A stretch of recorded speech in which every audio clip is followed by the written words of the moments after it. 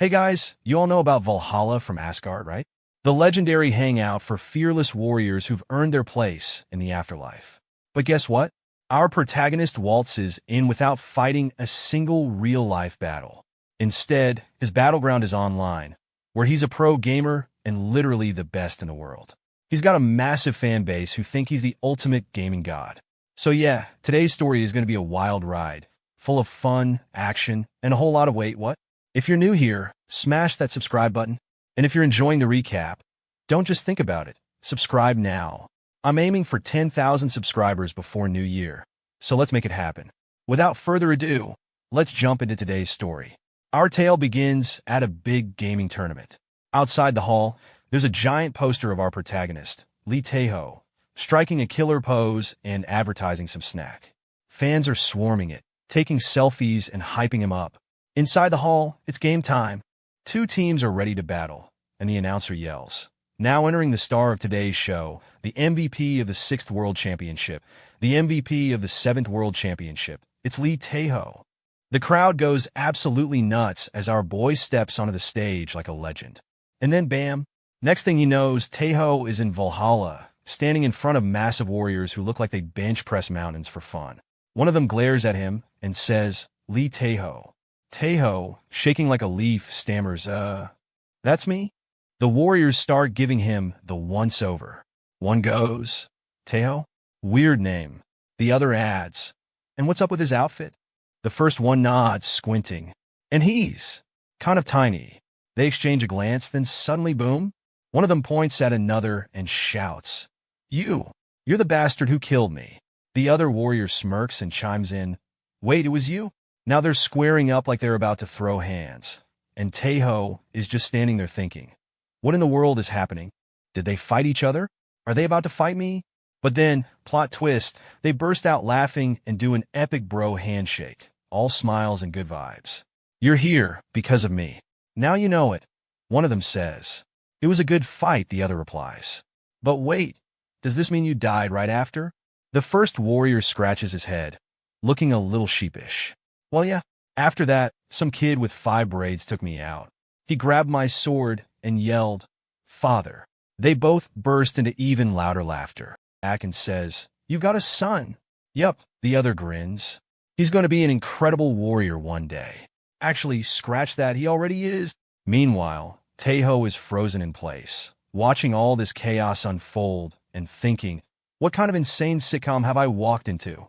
Then, flashes of his last moments hit him like a power-up. He remembers being in the championship, totally owning the match, when poof, everything went black. Holding his head, Tae Ho mutters, "Wait, did I die? Is this real? Or am I just having a really weird dream?" Just then, a lovely girl steps forward, points at him and says, "That guy? He's a champion. He's won tons of duels." The room erupts. The warriors of Valhalla are losing their minds. "A champion?" one yells. "The king of duels." Another shouts, "He's small, but dang, he's something else. A duel king, he must have crazy good techniques." They're all raising their hands and shouting, "I want to fight him." Tae Ho, frozen and overwhelmed, slowly turns to the girl who just threw him under the bus, in the best way, and thinks, yup, this is all because of her. Our protagonist suddenly recalls the exact moment of his death during the tournament. He remembers the crowd's cheers fading as his vision went dark. His soul drifted above, staring down at his lifeless body sprawled on the stage. He thought to himself, "Is that me?" Before he could process it, a bright light erupted in front of him. Shielding his eyes, he squinted and saw the same girl from earlier, the one who introduced him to the warriors of Valhalla. She looked serene, her voice soft as she said, "Those who lose their lives at the peak of a glorious battle carry the soul of a warrior." Still confused, he muttered, "I lost my life? Am I dead?" The girl smiled gently and extended her hand. "Come with me," she said. Panicking, he stammered, Where are we going? It's not hell, right?" Without another word, she took his hand, and in an instant, they were enveloped in a swirling cascade of rainbow lights, transported via the Bifrost. It was just like the epic scenes from Thor, but for Tae Ho, it was more disorienting than cinematic. The girl looked at him and declared, "Valhalla." Hearing that, Tae Ho's eyes widened in terror. Valhalla, he shouted. The flashback ended, snapping him back to the present. He stood among the warriors, piecing it together. Valhalla? The afterlife in Norse mythology? Only warriors who die in battle can go there. But wait, she must have mistaken me for one. He imagined the girl from earlier and thought, she probably thinks I'm some legendary fighter. This is bad. Desperate to clear things up, Tae Ho rushed to explain. Listen, I'm not a warrior. I'm a pro gamer. I just play games for a living. The girl tilted her head, confused. Games? You mean duels? No, not duels. Just games. Look, just send me back to where I was. Tae Ho begged. Their conversation was cut short by the sudden blare of a horn. The girl turned towards the sound, her expression shifting to one of focus. The enemy is here. Everyone prepare for battle, she commanded. The warriors erupted with energy, their cheers echoing across the field. Tae Ho, on the other hand, froze in panic. Battle? What battle? This is insane. Moments later, chaos erupted. Valhalla's warriors charged headfirst into a horde of beast-like monsters. Claws, swords, and roars filled the air. Tae Ho stood frozen amidst the carnage, gripping a sword he had no idea how to use. This is nuts, he thought. What do they expect me to do? I've never even held a sword before. As he scanned the battlefield, his thoughts raced. I died to get here, and now, what happens if I die again? Suddenly, a massive beast loomed over him, its weapon raised high. Tae Ho's heart stopped as he braced for the blow. Just then a warrior dashed in back of him, shouting, "Duck, young man!" Tae Ho instinctively hit the ground as the warrior unleashed a devastating attack, sending the beast flying. The warrior grinned, his teeth gleaming, and said, "You don't know about a saga, do you?" Tae Ho blinked in confusion. "Saga," he muttered. The warrior noticed the confused expression plastered on our protagonist's face. With a confident smile, he explained, "The fact that you've made it to Valhalla means your accomplishments in life were widely renowned." The warrior's grin widened as he leaned closer. "Your achievements are your power here. The greater your feats in life, the stronger you'll become as a warrior." Sweat began to trickle down our protagonist's face. My achievements? He thought, panic creeping in. He strained his memory, only to recall countless hours of eating snacks and gaming. All I did was eat chips and play games. Then it hit him like a brick. Wait, my game character. His mind raced to the Immortal Warrior, Kalsted, his in-game avatar. Determined, he pointed forward dramatically, shouting, "This is it." A radiant blue light erupted from his body as intricate runes shimmered before his eyes. The warrior nodded approvingly. "Ah, so you have a saga too. You see the glowing letters, right?" The protagonist blinked at the runes, his eyes glowing faintly. "Yeah, I don't recognize the symbols, but I can somehow read them. It's like using an image translator." The words glimmered. Saga, the Immortal Warrior. Synchronizing. 1% complete. The protagonist adjusted his stance, gripping the sword with trembling hands, mimicking a fantasy hero's pose. The warrior, now slightly amused, raised an eyebrow. In his head, the protagonist celebrated, "The title belongs to Kalsted. If I can wield his power." A sly smile crept onto his face. "I'm literally the strongest in this world." "Look straight ahead," the warrior shouted, snapping him out of his daydream. "What?" the protagonist asked, just as a massive beast with a hammer appeared. The hammer slammed into the ground, sending the protagonist flying to his knees. Gasping for breath, he thought Kalsted would have crushed this thing in seconds. "What's wrong with my saga?" His eyes darted to the glowing runes. Saga, synchronizing. 1% complete. Frustrated, he shouted at the runes. "Is this some kind of insurance policy? Write it bigger." The warrior laughed heartily. "What an amazing spirit friend you are. This is as far as my help goes. The saga doesn't end here. Keep building your own story." Walking away, he added, "Name's Bjorn. Stay alive, and let's meet again." The protagonist groaned. 1% of Kalsted's power? But seeing the beast, he muttered, 1% is enough. I think. He noticing his sword there, and running towards it and dodging the monster attack. He picked up his sword, and the holding tightly, our protagonist's mind drifted to an epic scene. His game character, Kalsted, standing tall, sword in hand, cutting through hundreds of soldiers as if they were made of paper. In the present, gripping his sword tightly, he slid forward and thought, "This is it. My legend with Kalsted begins now. As the beast lunged at him, the protagonist dodged, trying to match Kalsted's finesse. Time to channel my inner Immortal Warrior, he thought, picturing the shouts of the virtual audience from his gaming days. The announcer's voice boomed in his memory. A storm sweeping through the enemy camp. Kalsted of Tae Ho. With newfound confidence, he activated his Saga.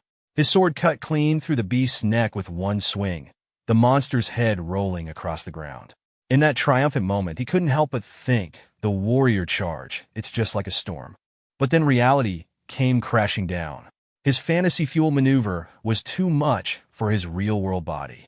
He tumbled awkwardly, rolling across the ground like a runaway barrel. Sitting on the ground, dazed, he rubbed his head. Wait, is this a new Saga ability? Maybe some sort of speed buff? He staggered to his feet, gripping his sword once more, staring at the monster in front of him. Determination returned to his eyes as he thought, all right, with this Saga ability, I'm definitely going to survive. Somehow, after the battle, the warriors gathered, drinking and laughing. One slapped another on the back, boasting, "So you survived too? That was just a warm-up for me." The protagonist sat munching on meat, glaring at the revelry. Is this a feast or just a meat and booze fest? I'm starving. Jorn approached, chuckling. If you want better food, level up your rank. Wait, Jorn, are you a low-ranking warrior too? The protagonist asked, confused. Nope, Jorn said, laughing. Just checking on you newbies. The protagonist paused mid-bite. Thanks for the tip about the Saga, or I'd have been toast. But wait, what happens if I die here? With a grin, Jorn replied, you become an Iron Warrior. No pain, no hunger, just endless fighting. The protagonist froze, horror-struck. That's not an Iron Warrior. That's an iron coffin. His imagination spiraled, and he nearly fainted. No way, no way, no way. I'm not dying here. Just then, Jorn pointed. Looks like your Legion assignment is about to start. A girl clad in golden armor appeared on a stage, her voice commanding. Warriors, I've seen your performance today. Now I'll announce the legions you'll join. Sweat dripped down the protagonist's forehead. Valkyrie, that's Reginleaf, daughter of Odin, Jorn said proudly. On stage, the Valkyrie raised her sword high. Look into your caps. There, you'll see the name of the god you'll pledge loyalty to. Jorn smirked. We are all going to be assigned to one of the Asgardian god legions. You'll gain even more power from your chosen god. The protagonist peeked nervously into his cap, and he think onward the only Norse god I know are Odin and Thor. Then our protagonist looking at his cup with intense gaze, and think please let it be Odin or Thor. Later, our protagonist found himself on a boat, traveling down a river with a red-haired girl. As he glanced at her, he thought, didn't they say this is a legion of a god? He clutched his head with both hands, panic rising.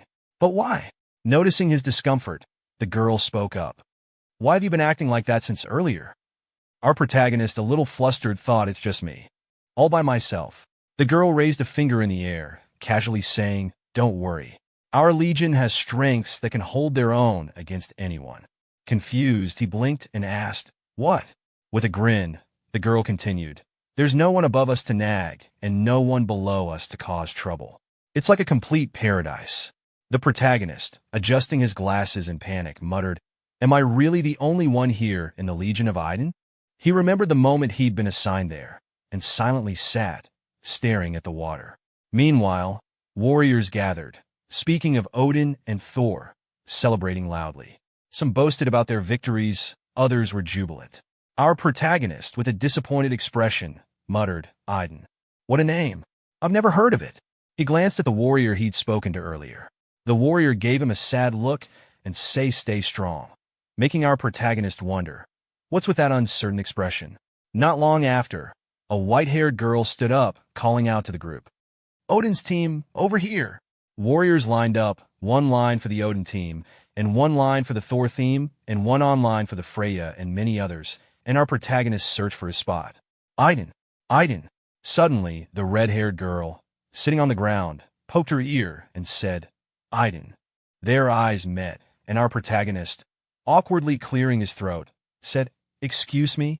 The girl's eyes sparkled with excitement. A newcomer? Wow. Is this for real? She bounced up, nearly jumping out of her seat. How many years has it been since we had a new youngest member? Our protagonist flushed, feeling flustered, barely holding his breath. He is the world's best pro gamer, but he never had a girlfriend. The girl grinned even wider. Nice to meet you. My name's Heda. In the present at the boat, our protagonist called out, Heda, what are we even fighting against here? With a confident motion, Heda raised her hand, summoning a magical tree. She said, this is what our world looks like. We are in Asgard, which is here.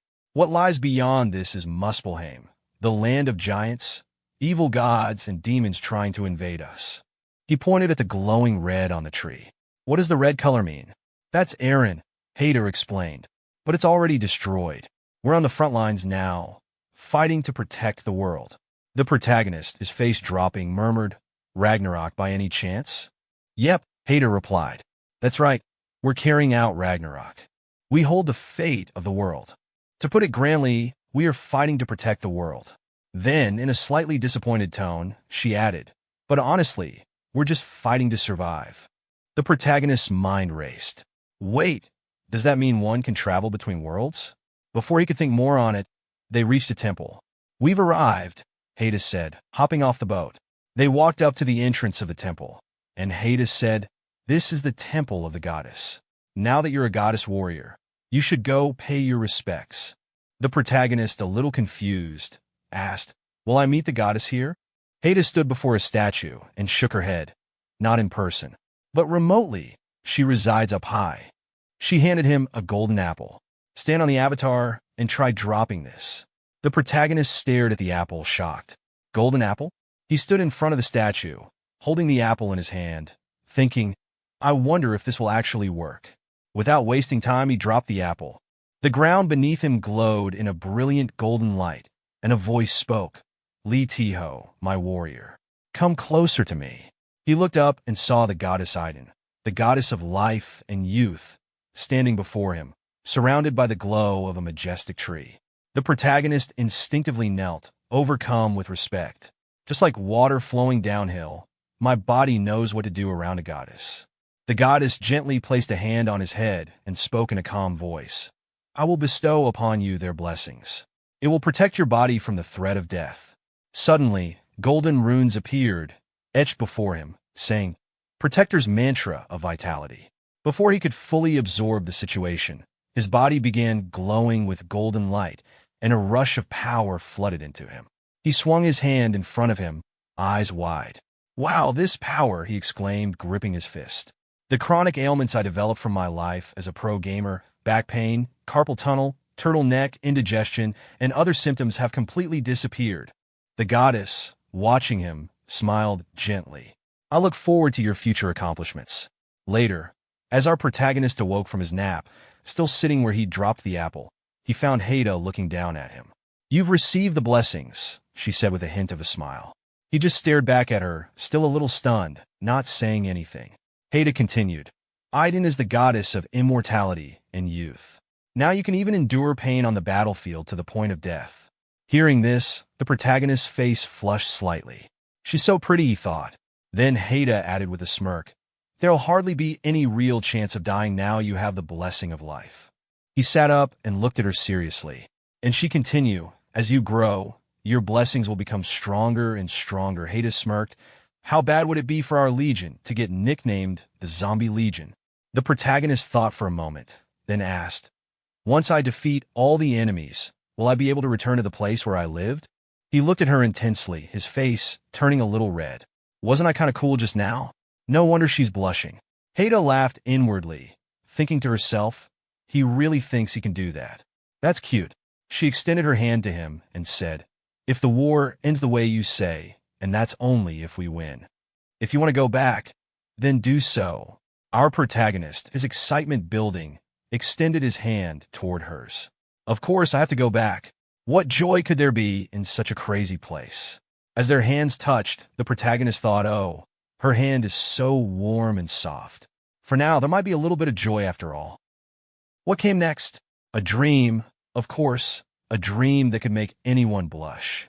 In his fantasy, Heda was his wife, dressed in a homely apron, working in their cozy kitchen. The scene unfolded with her smiling and saying, welcome back, Tae Ho. Long day at work. She wiped her hands on a towel and gestured to the dinner table. Perfect timing. Everything's ready. Tae Ho, in his dream, entered the house, kicked off his shoes at the door, and made his way to the dining area. As he sat, his imaginary wife Heda picked up a spoonful of meat, leaned close, and said playfully, "Here, Sae." Tae Ho's face turned red, his heart racing. What is this wholesome bliss? With stars in his eyes, he opened his mouth to take the bite. But the moment the meat touched his teeth, the dream shattered. Back in reality, Tae Ho bit into the tough, chewy meat in his bowl, jolting him awake. Adjusting his expression awkwardly, he stared at the unyielding piece of meat and thought, this chewy stuff snapped me right out of my daydream. Heda, noticing his struggle, chuckled nervously. "Handed him a cup? Are you okay, Tae Ho? Is the meat a bit tough?" She laughed awkwardly, wiping her forehead. "Let's work hard and rank up, okay? If we level up, we'll get better perks, better food, and nicer place to stay." She smiled warmly, encouraging him. "So hang in there, Tae Ho." Her enthusiasm sent Tae Ho's imagination spinning again. This time, he pictured them walking together in a park, their child in his arms. He lifted the baby into the air, smiling as sunlight sparkled over a Han River-esque background. Back to reality, Tae Ho found himself training on the grounds with Heda standing nearby. "All right, Tae Ho," she said, snapping him out of his daze. "Let's go over this. Every time you defeat an enemy, you earn something called a rune." Hearing the word, Tae Ho remembered something. "Now that I think about it, that time I felt some kind of red energy get absorbed into my body," Heda nodded. "Exactly. You probably got a few runes by now. You can invest them in your abilities to get stronger." Tae Ho demonstrated, summoning a glowing magical circle in his hand. Seeing it, Heda say, "You can put runes into strength, agility, magic, or willpower." "Got it," Tae Ho replied, studying the runes. "Strength and agility boost your physical abilities. But what about magic and willpower?" "Magic boosts your magical attack and defense," Heda explained, holding up a finger. "Willpower improves your focus and mental defense." "Pretty handy, huh?" Tae Ho thought for a moment. "All right, that makes sense." Then he asked, "By the way, can sagas be enhanced with magic too?" Heda tilted her head slightly, smiling. "Sagas are unique. They don't get stronger from stats alone. Their power depends on how many people know the story and how strongly they believe in it. The more famous the tale, the stronger it becomes. Sometimes a saga can grow beyond reality itself. For example, a story about catching a big snake can turn into a legend about slaying a dragon. Lower-rank warriors usually have simpler sagas, ones that boost strength or speed. Those are impressive, sure, but not quite the same as a true saga. She waved her hand, showing her own magic. Tae Ho listened intently as she continued. A true saga embodies a legend. Its effects are incredibly diverse. You can use it to transform weapons, summon an army, so the effects can be super diverse. Tae Ho's eyes lit up, imagining the possibilities.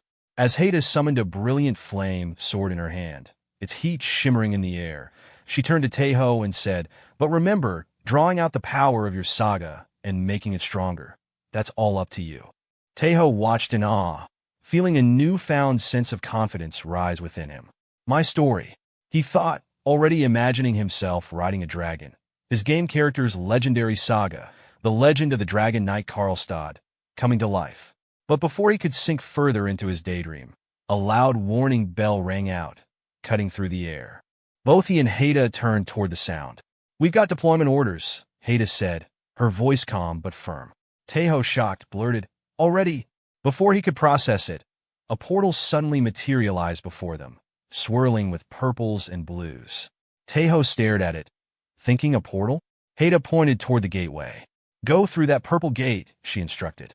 "It will take you to the staging area. Once everyone gathers, we'll head to the battlefield." Moments later, Tae Ho stood ready, his sword strapped securely to his back. He looked every bit the hero straight out of a fantasy manhwa. Meanwhile, Heda adjusted his armor, carefully straightening it as Tae Ho tried his best to remain composed. "There," she said, stepping back with a satisfied smile. "Perfect. You actually look pretty good in this." Blushing slightly, Tae Ho nodded and turned toward the portal. Without looking back, he said casually, "Well, I'm off then." But before he could step through, Heda called out, Tae Ho. He paused, glancing over his shoulder. With a gentle smile and an innocent expression, Heda said softly, don't die. For a brief moment, Tae Ho's expression changed to one of pure determination. Giving her a thumbs up, he grinned confidently. Don't worry, I'll be hard to kill thanks to Aiden's blessings. Heda chuckled softly, her warm smile following him as he stepped into the swirling portal. On the other side, Tae Ho emerged into a bustling staging area, his eyes widening in shock at the sheer number of warriors gathered. The noise, the armor clinking, and the tension in the air were overwhelming. There are so many people, Tae Ho muttered, scanning the crowd. Is there a big battle coming up or something? Before he could ponder further, a heavy hand slapped him on the back. Startled, Tae Ho spun around to see a familiar face. Jorn, he exclaimed. The burly man grinned, clapping Tae Ho on the back again. We meet again. You're looking better. Let me guess your assigned valkyrie is a total beauty. Huh? Tae Ho's face turned slightly red as he stammered, WL. Jorn roared with laughter. Valkyries are all beauties. Lucky guy. He nudged Tae Ho forward. All right, go find your legion. Today's fight will be different. We'll have a commander leading us. Not long after, Tae Ho found himself standing before a towering man with a bushy beard and glowing eyes. The man sized him up, unimpressed. Another one from Aiden's legion. Huh, the man grunted. He pointed to a line of warriors. You look weird standing here alone. Go to the back of the line. Scratching his head awkwardly, Tae Ho mumbled, Why yes, sir. Once everyone was assembled, the commander stepped forward, his booming voice cutting through the noise.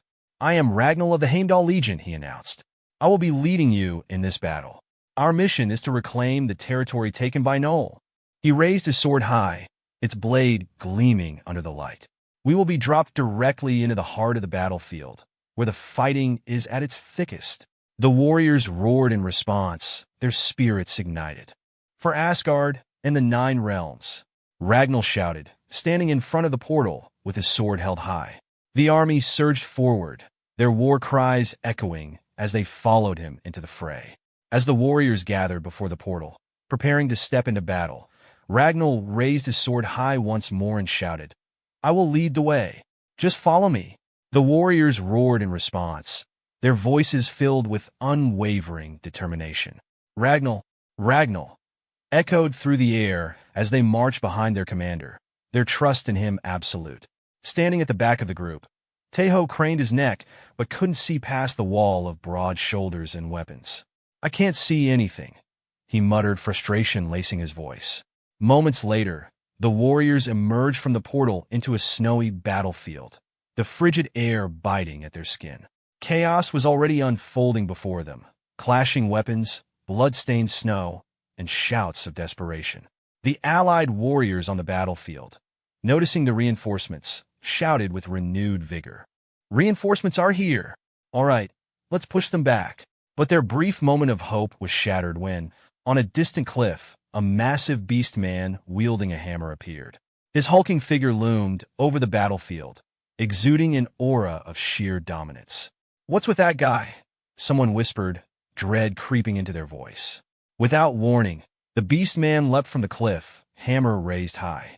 The ground trembled beneath his landing, a deafening crack splitting through the icy terrain. The impact was so fierce that even snow and debris flew into the air, scattering in all directions. Warriors unlucky enough to be near the landing site were thrown off their feet. Is that their leader? One soldier muttered in disbelief, staring at the monster. Look at him. He's at least 4 or 5 times bigger than the others. Another chimed in, voice shaking. Hey, are you all just going to stand there gaping? Someone shouted, trying to snap the group out of their stupor.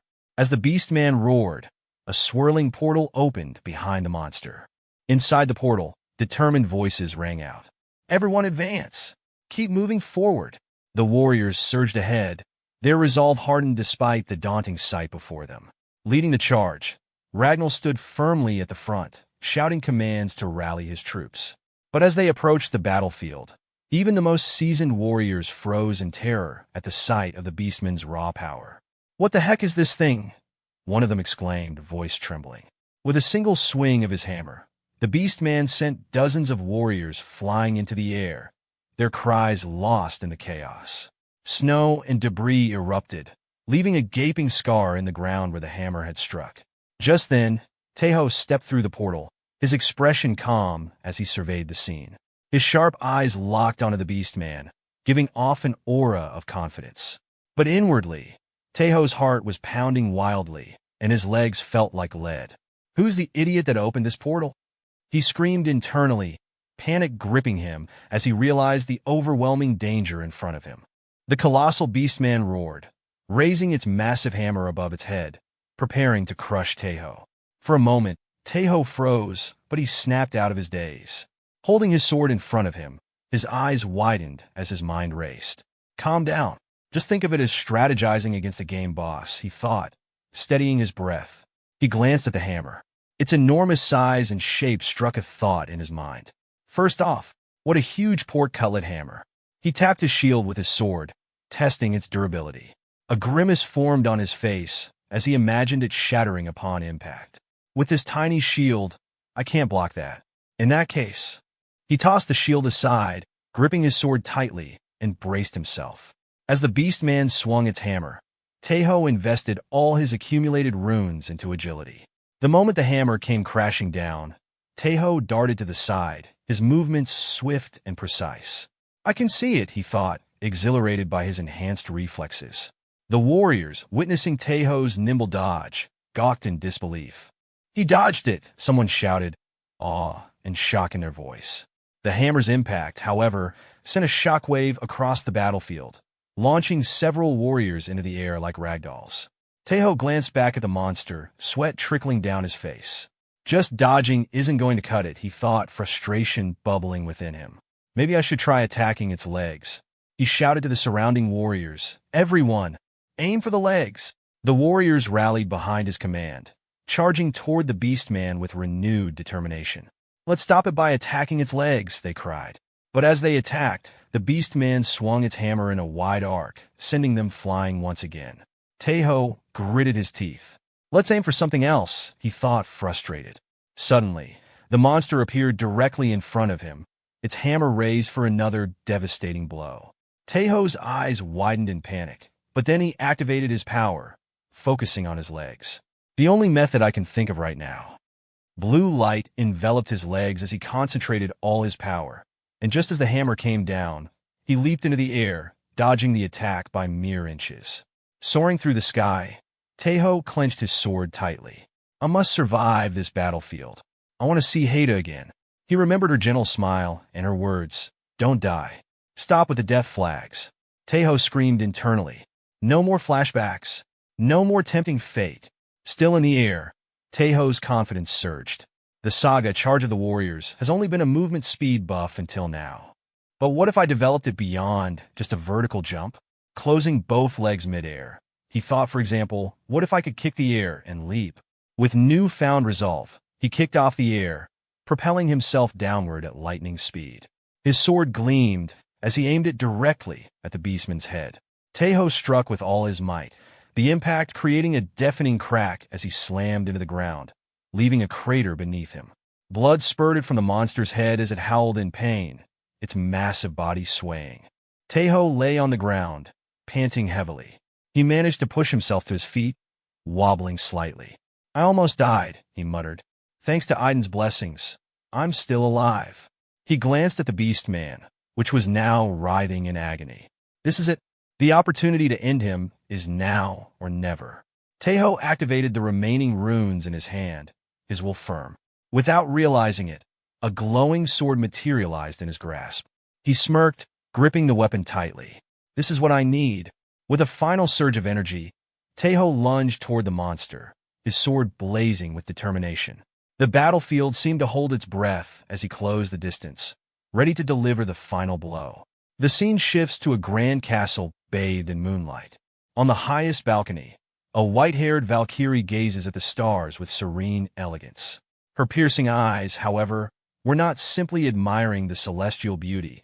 They were observing the battlefield below with her otherworldly powers. Suddenly, a crow swoops into the room, landing gracefully on a staff standing in the room. The valkyrie walks over to a large map, delicately placing a chess piece on it. She mutters to herself, "We are winning." Her gaze returns to the stars, or rather, to the raging battle below. Kneeling respectfully before the crow, she bows her head. Valkyrie Raskrid greets Odin. The crow tilts its head and replies, "It is Hugin, not Odin." A sigh of relief escapes her lips. "Ah, I see." The crow ruffles its feathers and asks, "So, did anything stand out?" Raskrid hesitates, searching for the right words. Hugin's voice sharpens. "Was there no one?" "Well, it's true they're the lowest class of warriors." A knowing smile graces her lips as she finally speaks. "No, there was one. One impressive individual." Back on the battlefield, the victorious warriors erupt into jubilant cheers, their voices echoing across the snowy plains. Tae Ho stands atop the massive corpse of the fallen beastman, his sword still in hand. His pose is straight out of a fantasy novel, like a legendary hero who has just defeated the demon lord in the final battle. The crowd roars in unison. "We won! It's our victory! Glory to Odin!" Tae Ho looks around, the adoration of the crowd washing over him. A sense of déjà vu fills his mind. This cheering, it feels familiar. He remembers the moment he held a championship trophy high above his head, the crowd roaring in approval as the lights of the stadium beamed down on him. Snapping back to the present, Tae Ho glances at the sword in his hand. Runfang, he thinks, once one of the most powerful swords on the server, now just a common low-level weapon. Does that mean I'm at this level now? Looking out at the battlefield, his gaze hardens with determination. I want to keep hearing cheers. I want to become stronger. In his mind, a goal solidifies. Lee Tae Ho, the god of war, I will become the best in Valhalla. His daydream ends abruptly as a hand clasps his shoulder. It's Bjorn, grinning widely. "Great work, Tae Ho. It seems like you got better at handling your saga." Tae Ho turns, smiling. "Thanks to you, Bjorn." Bjorn laughs heartily, creating a sword out of thin air. That was quite a spectacle. Tae Ho looks at his hand as he cancels the summoned sword. "It's still new to me, but I think I can make it appear and disappear at will now." Flexing his bicep in a comical pose, Bjorn shouts, "All right, let's start moving." Confused, Tae Ho asks, "Are we heading back now?" Bjorn smirks. "What, you want to leave already? Look over there." He points toward a massive fortress in the distance. "Our goal is to reclaim that fortress. Until then, we'll be stationed here." Tae Ho's jaw drops. "Sleeping here? Really?" That night, the camp buzzes with activity, torches lighting up the snowy surroundings. Tae Ho lies in his tent, staring up at the fabric ceiling. "This was a long day," he mutters to himself. How is it real that only a single day has passed? Lying on the bed, Tae Ho thinks, come to think of it, how much stronger have I gotten? Tae Ho opens his palm, activating his runes. A glowing interface appears in front of him, displaying unknown words. Saga, Immortal Warrior, Synchronization Rate, 5% Slot 1. Slot 2, Lowest Rank Runes, 27 Inferior Rank Runes. 2 Sitting up, his eyes widen as he reads the stats. The synchronization rate has improved. I've even unlocked an extra Saga slot. Does this mean I can use 2 Sagas at the same time now? Before he can process the implications, the tent flap lifts, revealing a mischievous-looking warrior. "Warrior Lee Tae Ho," the man announces with a grin. "You have a visitor." Tae Ho furrows his brows. Why is he smiling like that? As he steps outside, he notices a crowd of warriors gathered, all with similar teasing grins. Their expressions make him uneasy. What's with their reactions? Why do they all look like this? Walking forward, Tae Ho finally sees who's waiting for him, and his heart skips a beat. Standing there, bathed in the glow of torchlight, is Heda. Her gentle smile is as radiant as ever. "Tae Ho," she says softly. Tae Ho freezes, his face heating up. Sweat trickles down his temple as he tries to compose himself. Before diving in any further, I have some inquiry, so don't leave, there is still more to come. So if you guys have watched the video till now, I hope you enjoyed the recap of this amazing manhwa. If you have any suggestions or notice any mistakes in my video, please let me know in the comments so I can improve in the next one. I'm eagerly waiting to hear your thoughts. Sometime later, Heda is kneeling in front of Tae Ho, her head bowed in embarrassment, her face red, and her voice trembling. I'm sorry, she stammers. The scene rewinds 5 minutes earlier, revealing what had led to this. Heda, with her characteristic bright smile, had said, Tae Ho, show me all the achievements you've accomplished in your life. Tae Ho, caught completely off guard, stared at her wide-eyed. Wait, it's possible to show them to others? Heda nodded confidently. If you wanna, then yes, you can. After a moment's hesitation, Tae Ho sighed and decided to humor her. Activating his runes, he displayed his list of accomplishments from his previous life as a professional gamer. The moment the holographic list materialized, Heda's expression froze. Her eyes darted across the glowing display, her jaw slackened, and beads of sweat began rolling down her face. Now, back in the present, she's crying, bowing even lower. Oh no! How could I not recognize such a great person and act so superior? I'm sorry. Tae Ho flails his hands in a panic. Wait! Stop! There's no need for this. But Heda, with tears streaming down her face, continues, I'm sorry for being so silent until now. I was overly confident and completely blind to your greatness. Tae Ho looks at her, a mix of confusion and awkwardness on his face. He can't help but think, even her panicked expression is cute. He sighs, deciding to explain properly. Okay, listen, he says, holding up a hand to calm her. All of that is from a game. Everything you saw, all those achievements, they were things I accomplished in the virtual world. Heda pauses, blinking through her tears. A game? She touches her throat, thinking for a moment. I kinda get it, but also kinda don't. After a moment of silence, she smiles again and points a finger at him. But still, the fact that you accomplished all that is amazing in itself. Tae Ho scratches the back of his head, thinking getting praise for gaming achievements in the afterlife feels surreal, even weirder than getting a military exemption for esports. Heda then shifts gears, her expression turning serious. Anyway, let's get back to sagas. There's no limit to how many you can have. But at your current level, she raises a finger, warning him, once you create one more saga, you probably won't be able to make another for a while. So, think carefully and avoid making a useless saga. Hearing this, Tae Ho's face hardens with determination.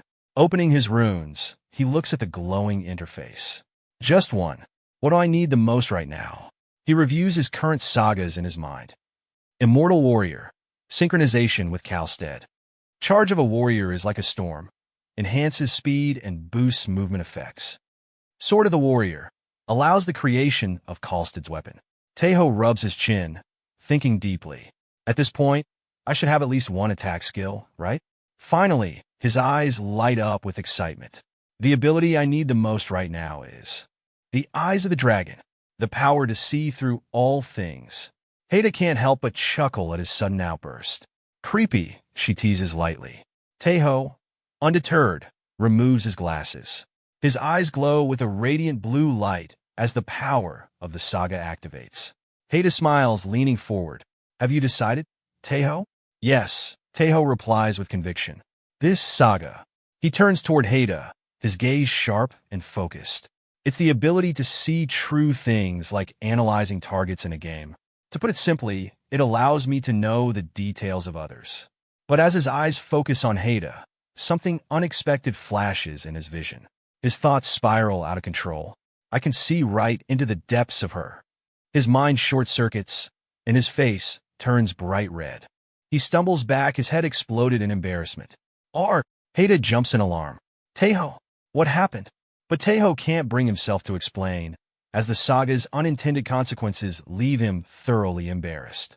The scene cuts to a snowy encampment where our protagonist, Tae Ho, is wrapped head to toe in bandages. Heda stands awkwardly in front of him, holding up a hesitant hand. Are you okay? It looked like your head exploded. It was kind of scary, she says, visibly uncomfortable. Tae Ho, still recovering from his previous mishap, sighs. Yeah, I almost died, he mutters, his voice muffled by the layers of bandages. Heda looks apologetic but quickly shifts to encouragement, raising her finger again. Anyway, it's almost time for you to go. But now I really know how incredible you are. You're going to become so strong in the future. Without warning, Heda leaps forward, hugging Tae Ho tightly. Wow, you're our lucky charm, she exclaims with excitement. Tae Ho's body immediately reacts, screaming internally in panic and excitement. But Heda, oblivious to his state, keeps holding him, adding, to think you joined Aiden's legion. Just as Tae Ho tries to calm down, His emotions surge uncontrollably, and his entire body explodes in a flash of pink light again. Later in Tae Ho's tent, the green-haired warrior, Rolf, strides in, lifting the curtain with a bemused expression. "Warrior Lee Tae Ho? Are you inside?" Tae Ho, now sitting upright on his bed and wearing a helmet to hide his expressions, replies cautiously, "Yes." "What's going on?" Rolf raises an eyebrow at the helmet, but introduces himself with a military salute. "My name is Rolf. I'm from Uller's Legion, assigned to Ciri's unit. Everyone's gathering at the outpost, so I've come to get you." Tae Ho activates his dragon eyes to analyze Rolf. "Let's see," he mutters, his mind scanning the information. Name, Rolf. Title, Wolf Hunter. But as always, unexpected details appear, and Tae Ho's mind screams internally. X-ray mode off. Off. He panics, barely avoiding another embarrassing explosion. Rolf, confused by Tae Ho's odd reaction, shrugs it off. When our protagonist and Rolf walking towards the gathering, he say, "You're really lucky, you know. A visit from a valkyrie? That's a huge deal. I envy you so much," he says, clearly impressed. Tae Ho scratches his head awkwardly. "So valkyrie visits are like celebrities dropping by? Not bad." He muses, feeling a mix of pride and discomfort. Curious, he asks Rolf, "What blessings does Uller's Legion grant?" Rolf grins and explains, "We can choose between stealth or tracking initially, but eventually we gain both. I chose stealth." Demonstrating, he vanishes momentarily before reappearing. "Cloaking!" Tae Ho exclaims, impressed. Rolf nods and elaborates. "Tracking, on the other hand, lets you locate targets using even the smallest trace. It's invaluable on the battlefield." At the gathering, Tae Ho and Rolf arrive at the outpost where warriors huddle around a blazing fire. And he say, "We have arrived." Rolf announces, "Commander, I brought warrior Lee Tae Ho." Tae Ho's eyes widen as he spots the unit commander, a powerful-looking woman named Ciri. He stiffens, feeling both intimidated and awkward. "The first non-Valkyrie woman I've seen here. Why does she look so intimidating?" he wonders. Ciri steps forward, her presence commanding respect. "So, you're the warrior who took down the giant knoll today. Impressive. Nice to meet you, warrior Lee Tae Ho," she says. Her aura feels overwhelming to Tae Ho, who imagines a giant black wolf growling behind her. What's this insane pressure? She's even scarier than the other warriors here, he thinks, barely managing to stammer, standing like a new recruit on the military soldier. "Why, yes. I'm Lee Tae Ho." And he, imagining her intimidating figure, he thinks she's super charismatic. As the sky glowed with a mysterious blue light, all the warriors raised their heads in awe. Someone whispered, "It's a valkyrie." Confusion spread through the crowd until they realized what, or who, it actually was. Emerging gracefully from the radiant light was the white-haired Valkyrie Raskrid, descending from the massive castle in the distance. Her figure radiated authority as she surveyed the gathered warriors. Tae Ho felt a wave of panic surge through him as his dragon eyes locked onto her. Amazing. That's Valkyrie Raskrid, he thought, sweat rolling down his face. But then his eyes focused on her title, Ice Princess, hovering above her head like a game tag. Wait, why Ice Princess? He wondered in confusion. Is that a nickname the warriors gave her? Or is it just how my dragon eyes interpret things? He tried not to laugh, feeling that the title clashed with her commanding presence. Raskrid landed softly before the group, her composure unwavering. Placing one hand confidently on her waist, she addressed them with a firm voice. "I am Raskrid of Odin's Legion. I am in charge of this battlefield." Turning briefly, she glanced at the photo of the late Commander Ragnar, her expression somber yet resolute. "As you may be aware, with the death of Ragnar, the Ragnar unit has been integrated into the Ciri unit," she said confidently. She then shifted her gaze to the woman standing at attention, Commander Ciri. "I am counting on you, Ciri," Raskrid said with authority.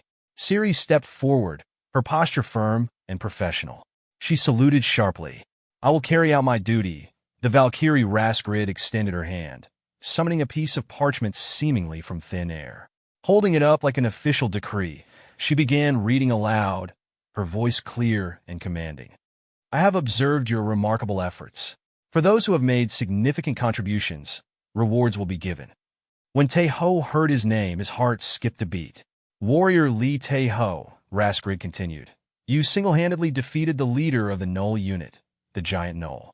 As a reward, you will receive a pouch of gold coins, runes, and 10 contribution points to your legion. Tae Ho's excitement bubbled up, but he forced himself to maintain a calm exterior. I must not smile, he thought, barely containing his glee. Am I already becoming famous here? He subtly lowered his face, feigning composure, but the murmurs from the crowd betrayed his rising reputation. From among the warriors, someone shouted, Isn't that the guy who got visited by a valkyrie? Suddenly, the entire group buzzed with excitement. What? Really? That's amazing. He's something else? Damn it, I'm so jealous. The chatter and admiration swirled around Tae Ho, who couldn't help but think to himself, unbelievable. His mood dipped slightly. Getting visited by a valkyrie seems to be a bigger deal than defeating a boss monster. Before he could dwell on it, Raskrid raised her hand to silence the crowd. All right, everyone, quiet down. Tomorrow afternoon, we begin the operation to reclaim the fortress. We will be deploying the Steel Rain, and all warriors present here will be boarding it. At the mention of Steel Rain, the warriors erupted into unified cheers, their excitement palpable. Tae Ho, however, felt a tinge of panic as he glanced at the green-haired Rolf beside him. Steel Rain? What's that? He whispered cautiously. Rolf's elation drained instantly.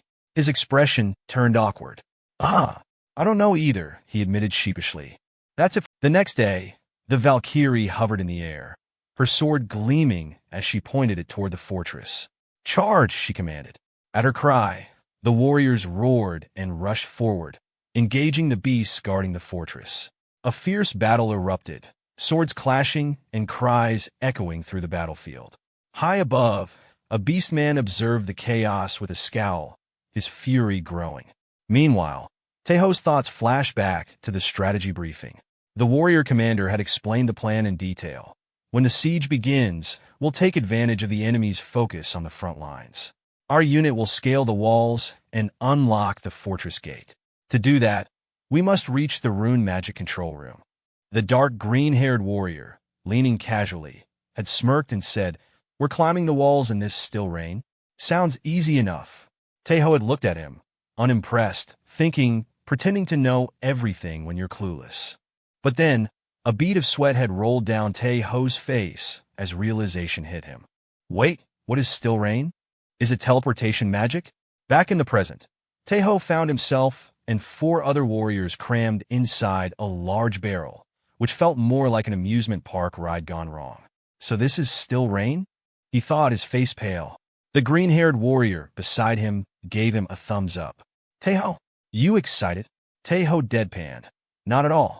Another warrior, grinning with excitement, shouted, Valhalla, here I come.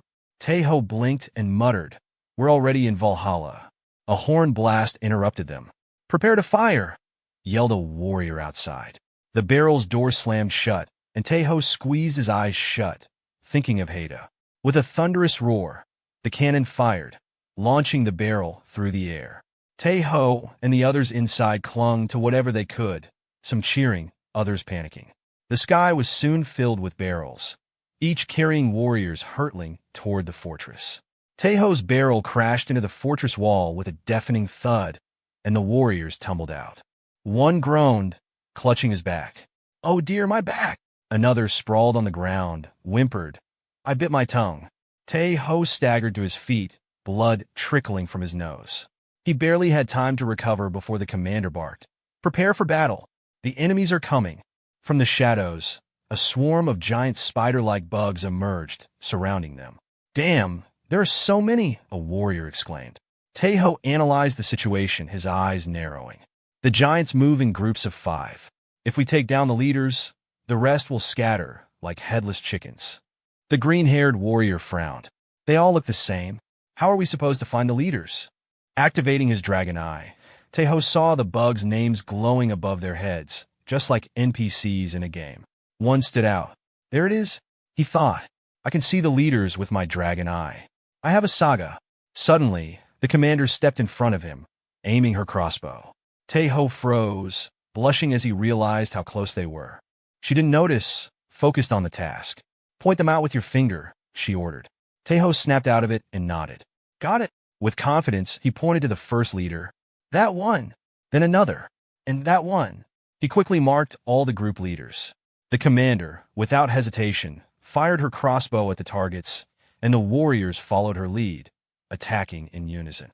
With dramatic flair, Tae Ho pointed to the last leader. The commander's crossbow was already aimed at it.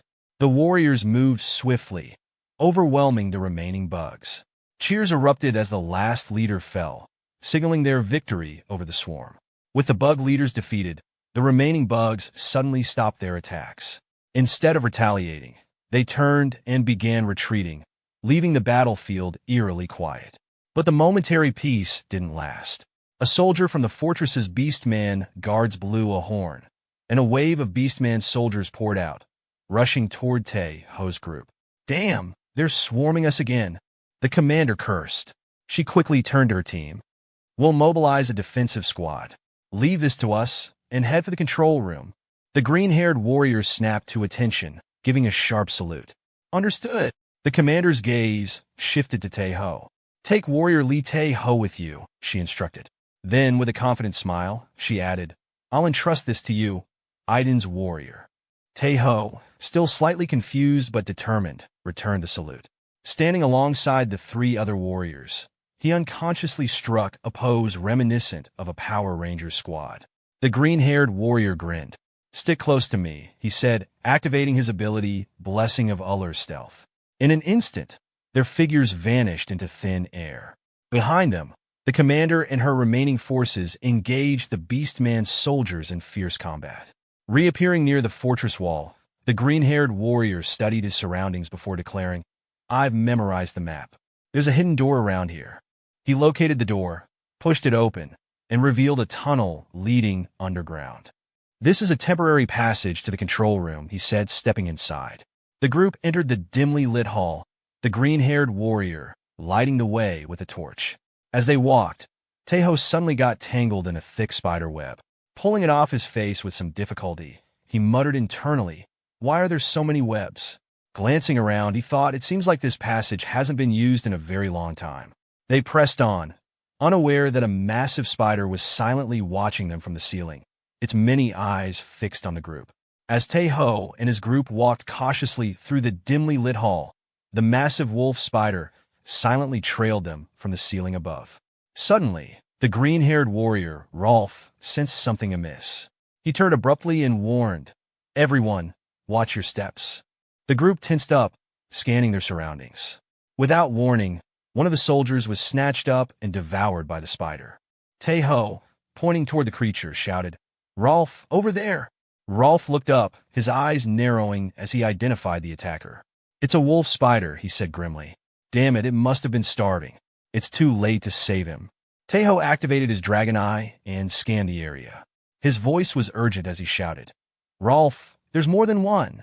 In that instant, the ceiling above them erupted as countless wolf spiders descended, their fangs glistening with venom. Panic spread through the group, but Tae Ho forced himself to stay calm. Think, Lee Tae Ho. What's their weakness? His analysis revealed the spider's abilities, paralysis venom, and their weakness, fire. Without hesitation, he summoned his power. A glowing sword materialized in his hand. Rolf, surprised, muttered, A sword appeared in your hand? Tae Ho didn't waste time explaining. He hurled the sword at one of the spiders, commanding it to activate its effect. The sword exploded into brilliant flames, consuming several spiders in a fiery blast. Let's move while we have the chance, Tae Ho yelled, sprinting ahead. The group dashed through the hall, narrowly evading the spiders. Rolf shouted, Tae Ho, are you a mage? Another warrior added. And what about the sword? I can make another one. Tae Ho replied, his focus unwavering as they fled like characters in a frantic game. Finally, they reached their destination, a sturdy door. Tae Ho pointed and exclaimed, There's the door. Once we're inside, we're safe. He and Rolf entered first, urging the others, Quickly get in. As the last warrior entered, the door remained ajar, and a spider managed to slip through. The group scrambled to close the door, Rolf and another warrior pushing with all their strength while Tae Ho fought off the intruding spider. With a final heave, the door slammed shut, and Tae Ho dispatched the remaining spider inside. Breathing heavily, the group took a moment to recover. Tae Ho noticed a glowing stone in the center of the room and approached it. "This is the control room," he said, his voice tinged with relief.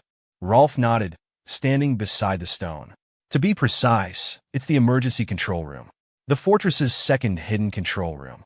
Tae Ho, impressed, thought no one of the path here was so tough. And since it's hidden, there weren't any guards. Rolf pulled a device from his pocket. "Anyway, let's hurry." He placed the device on the glowing stone. "We need to open the front gate quickly to minimize our allies' losses." The stone emitted a brilliant light. Suddenly, a holographic girl appeared above it, her voice calm and mechanical. "Welcome. My name is Black Fortress. Please issue your command." Rolf and another warrior stared at the girl, their faces flustered and eyes filled with admiration. Tae Ho glanced at them and quipped, "Weren't you in a hurry?" Snapping back to reality, a bead of sweat rolled down Rolf's face as he stammered. "Open the gate." "The gate!" The holographic girl responded, "Understood." But to their horror, the room's door opened instead and spiders began pouring in. The group screamed in unison, "No, not that gate, the fortress gate, the fortress gate." For a brief moment, everyone's hearts seemed to stop as they processed their narrow survival. Breathing heavily, the green-haired warrior wiped sweat from his brow and muttered, "Mission accomplished. For now, we just need to defend this place until our forces capture the fortress." He glanced at Tae Ho with a sly grin, his cheeks slightly red. "Looks like we got some time. So, Tae Ho, let's talk about women." Tae Ho shot him a disbelieving look, his expression saying, "Are you serious right now?" But before anyone could respond, the holographic girl interrupted their brief moment of relief. Her tone was calm but urgent. "Warning, an intruder is approaching the control room. Prepare for combat." The tension in the room spiked as the beast man from earlier, the one who had watched the battle from the high vantage point, appeared, bursting through the iron door. Tae Ho froze in shock. Through that thick iron door?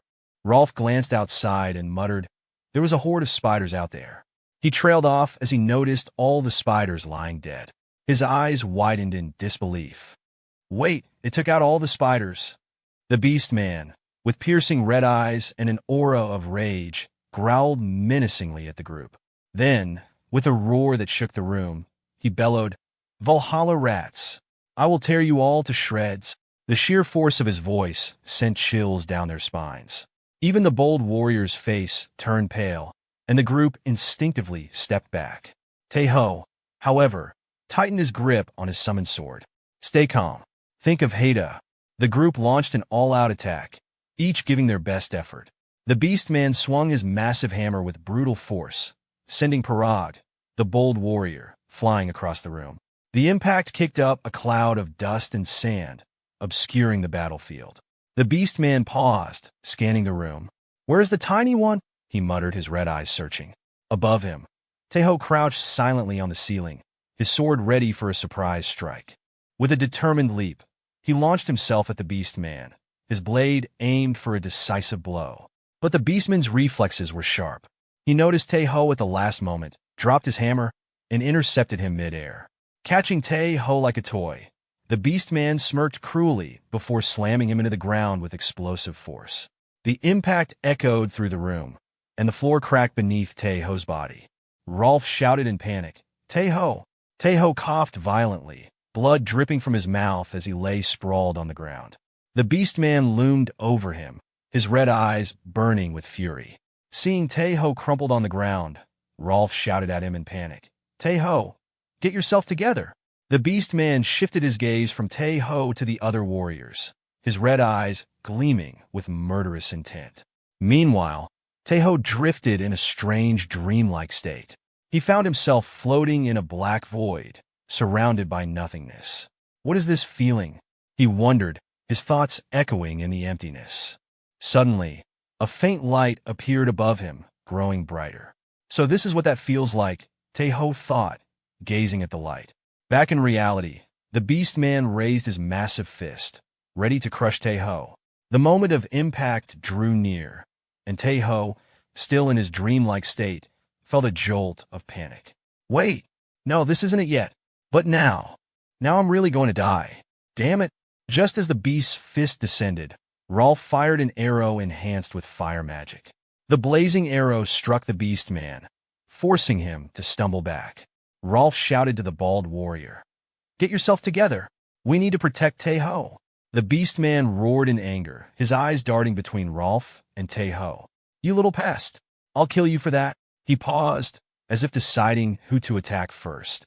His gaze shifted between Rolf, who had his bow drawn, and Tae Ho, who still lay motionless on the ground. In a moment that left everyone stunned, Tae Ho did something completely unexpected. He pretended to be dead. The beast man hesitated, his expression twisting in confusion. He growled, "What?" His head tilted as he examined Tae Ho, who lay limp and unresponsive. Even the green-haired warrior couldn't believe what he was seeing. For a moment, the scene felt eerily familiar, almost like something out of a martial arts anime. This reminds me of that Baki fight between Kakukeo and Yujiro Hama, even though Tae Ho version feels a lot less dignified. The beast man finally snapped out of his confusion. His fiery gaze locked onto Rolf. "All right, you annoying archer," he snarled, cracking his knuckles. "You'll be the first to die." With that, the beast man began to advance toward Rolf, his steps heavy and deliberate. The green-haired warrior, arrows clamped between his teeth for rapid fire, prepared to strike again. "Damn it," he muttered. "I'll give this one more shot."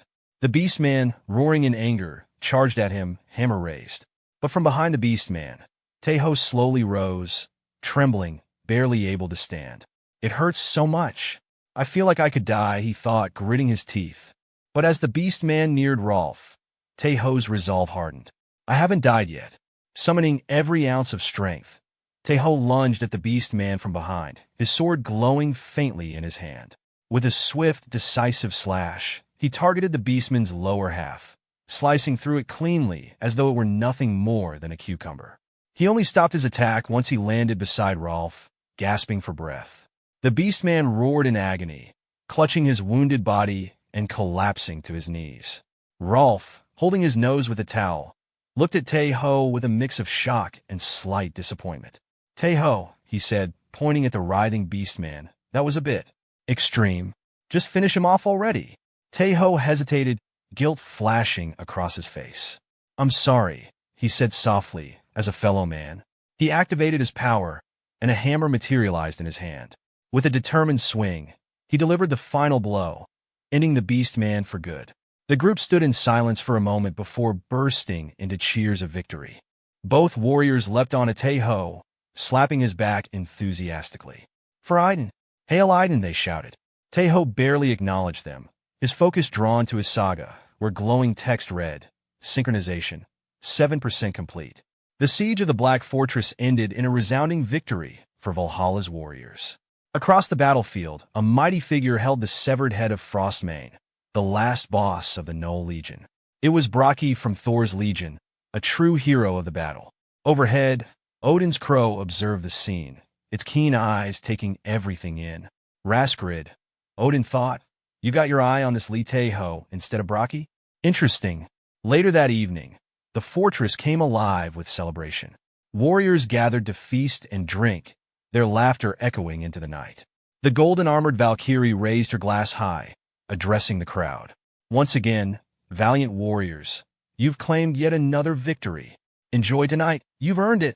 Amid the celebration, Tae Ho sat alone atop the fortress wall, a cup in hand, staring at the starry sky. His body ached, and he couldn't shake the weight of the battle. Rolf climbed up to join him. "How's your body holding up?" he asked, concern in his voice. Tae Ho gave a wry smile. "Honestly, I feel like I'm going to die." Rolf chuckled, pointing a finger at him. "Lucky you're still alive. When you got slammed into the ground earlier, I was terrified." Their conversation was interrupted by the arrival of Captain Siri, bottle in hand. "Mind if I join you for a moment?" she asked, her tone relaxed. The detached squad's contribution was substantial today. "Would you accept a drink from me?" Rolf's expression immediately lit up like an eager puppy. He held out his cup, nearly spilling its contents. "It's an honor. I've always wanted to have a drink with you, Captain." Tae Ho stared at Rolf in disbelief. Before he could respond, the rest of the squad appeared, shouting, "Me too! Me too!" and clamoring for drinks. Siri, clearly amused, raised her bottle high. "For Valhalla!" The warriors erupted in cheers, raising their cups for Captain Siri. They shouted in unison. Tae Ho held his cup silently, observing the scene. I thought she was a cool person. He mused, watching the lively Captain Siri laugh and drink alongside her man. Meanwhile, Rolf enthusiastically retold the tale of how Tae Ho cut through the beast man like a cucumber, adding exaggerated details. The warriors cringed at the graphic imagery, their expressions twisting in panic.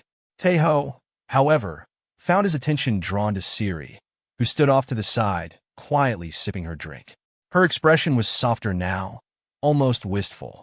So, she can make that kind of expression too, Tae Ho thought, a faint smile forming on his lip. The Black Fortress Citadel was alive with chaos, the kind that could only be born from warriors in high spirits. Flames from torches danced in the hands of half-naked warriors, their bodies gleaming in the firelight as they shouted and cheered, their energy so electric it felt like the walls might crumble from the sheer force of it. Instead of concern or vigilance, they slammed their chests together with primal enthusiasm, shouting something unintelligible but oddly rhythmic. Sparks flew both literal and figurative, as their torches clashed during this strange, barbaric ritual. It wasn't long before the atmosphere shifted again, transforming into what could only be described as an impromptu rave. Out of nowhere, a DJ setup appeared, or something that functioned like one. Lights flashed, music roared, and the warriors danced with reckless abandon, their moves so wild they looked more like combat drills. Tae Ho, our protagonist, stood at the edge of the chaos, wide-eyed and frozen. His jaw nearly hit the ground as he muttered internally, "What in the world? When will this madness end? Damn it!" Suddenly, one particularly rowdy warrior stumbled over to Tae Ho, his face redder than a ripe tomato. Slurring his words, he offered, "Hey, you want to see something fun, mister?"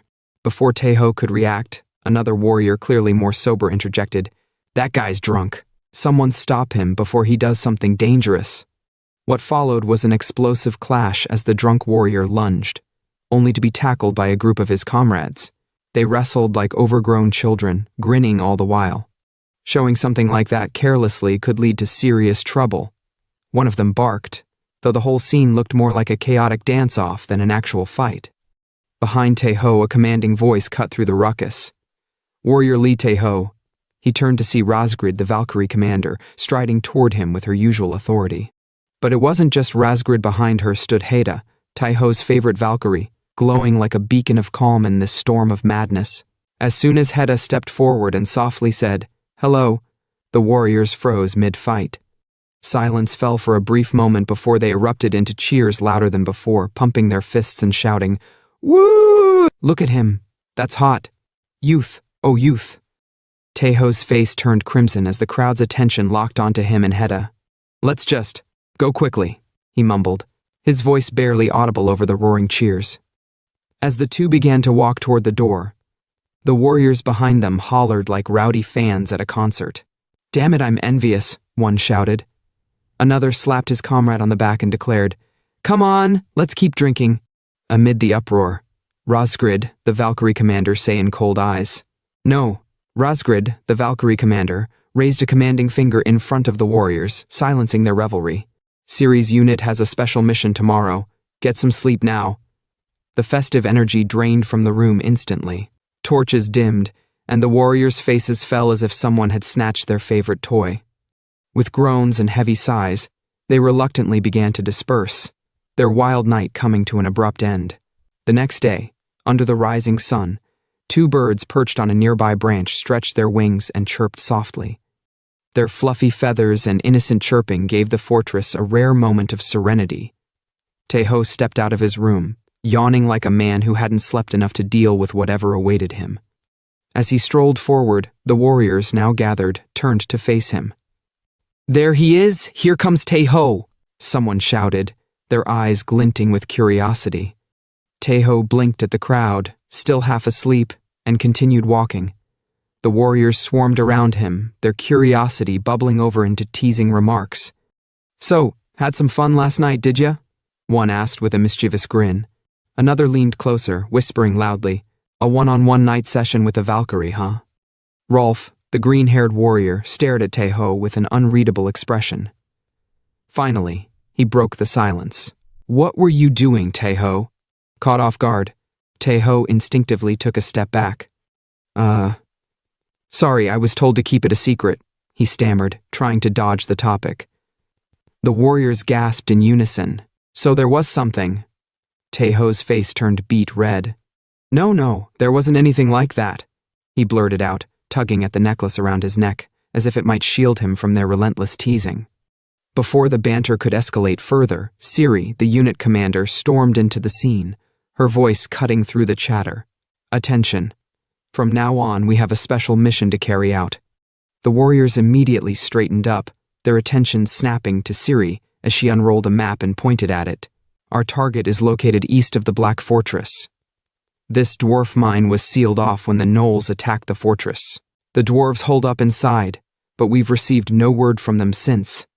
The warriors listened intently, their rowdy energy replaced by a focused seriousness. Siri continued, "Our mission is to head there directly and assess the situation ourselves." Tae Ho, still a little lost in the details, turned to Rolf and asked, "Dwarves? You mean those dwarves?" Rolf raised an eyebrow. "What's with that tone?" "Yeah, dwarves. What about them?" Wiping a bit of drool from the corner of his mouth, Rolf added, "Dwarves go crazy for beer. Might be able to grab a drink while we're there." Tae Ho frowned, exasperated. "You just drank yesterday," he thought to himself, rolling his eyes.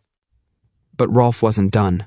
With a grin, he declared, "Dwarves are the manliest of men. Even their women have beards." Siri's piercing glare cut through Rolf's excitement like a blade. "The briefing isn't over yet," she snapped, hands firmly on her hips. Tae Ho stiffened as Siri's gaze turned toward him and the rest of the group. Her tone grew slightly awkward as she hesitated to deliver the next piece of information. "It's quite a distance from here to the dwarf mine, so, to minimize travel time as much as possible." The warriors leaned in, curious. Siri's face tightened as she forced herself to say it. "We'll be using the Black Lightning for transport." A collective gasp swept through the group.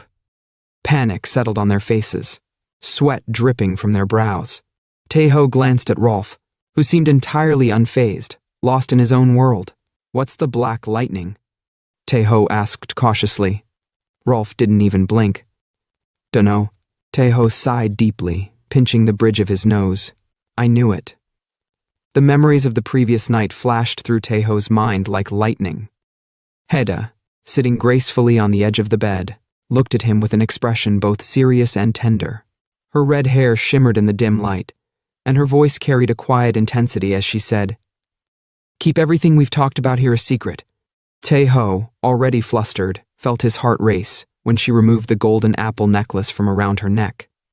Holding it out to him, she added, "I have something to give you." The sight of her offering the necklace left Tae Ho awkward and breathless. His face flushed as he hesitated to take it, his heartbeat pounding in his ears. "This necklace will increase your recovery speed," Heda explained softly, placing the golden apple necklace into his hand. She then revealed a small pouch, saying, "Inside is a fragment of a golden apple. It has excellent effects in healing wounds, detoxifying, lifting curses, and even as a beauty treatment." She smiled faintly before leaning closer, cupping Tae Ho's face with her delicate hands.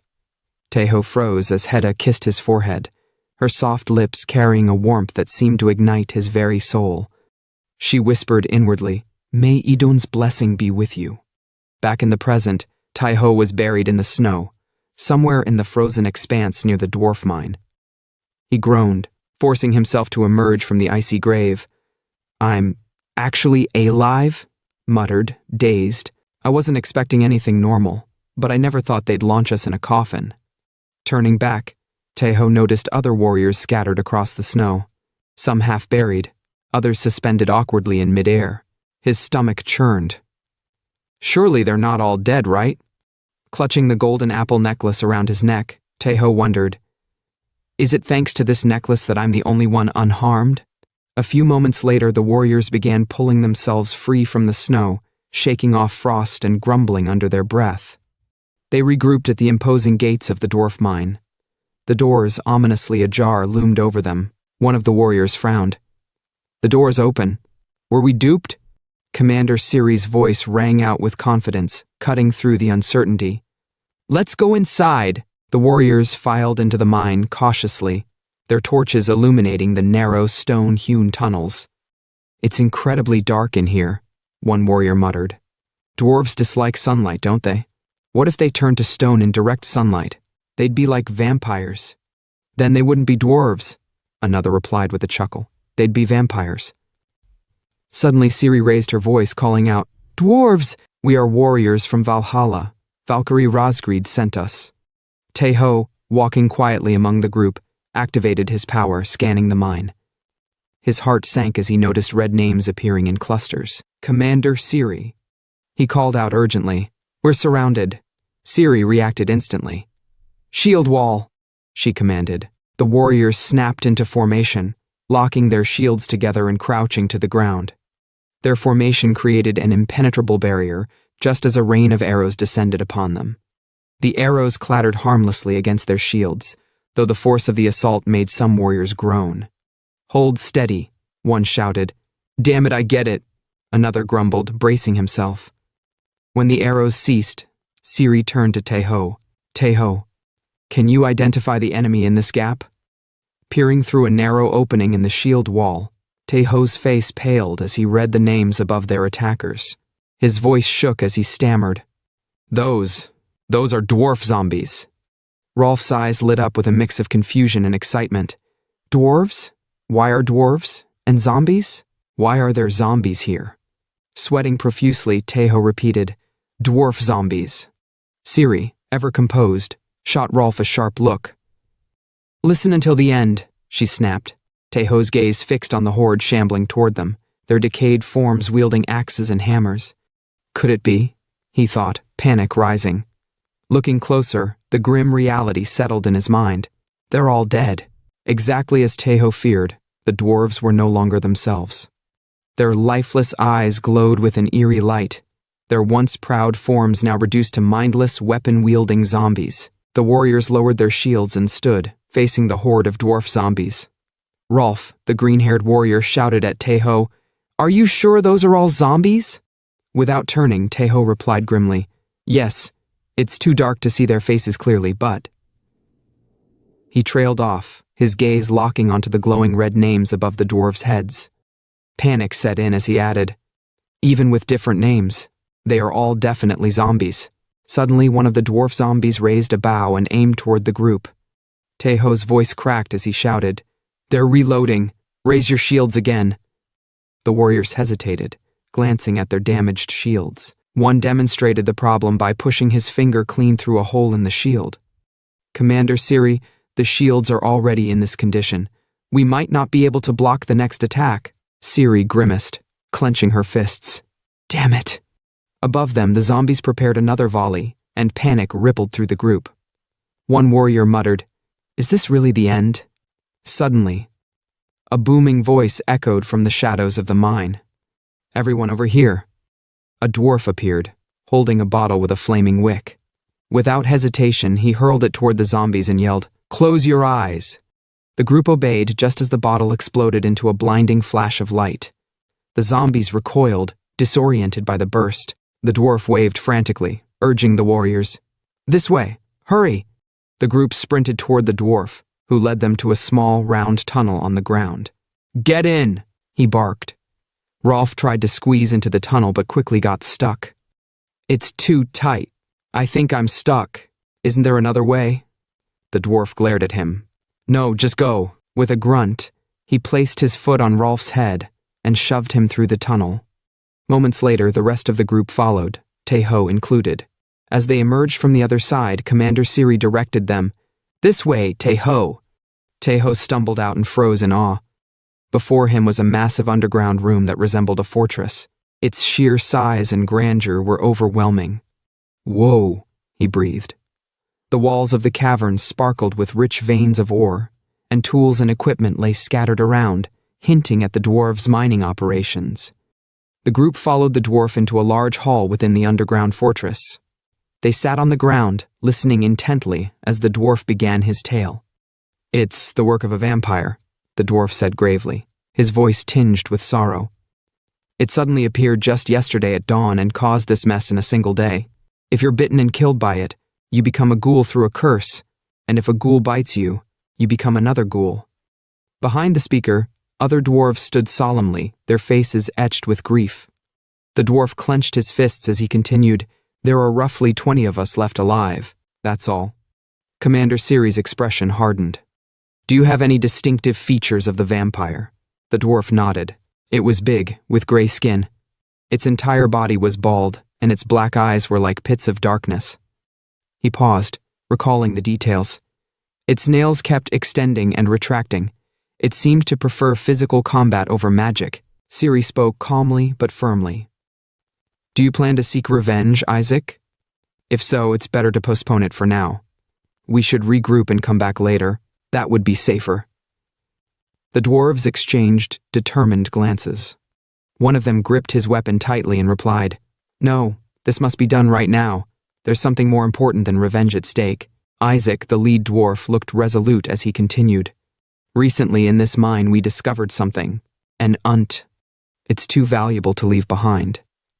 As always, the mention of unt sent waves of excitement through the warriors. Even Commander Siri's usually stern expression softened into a faint smirk.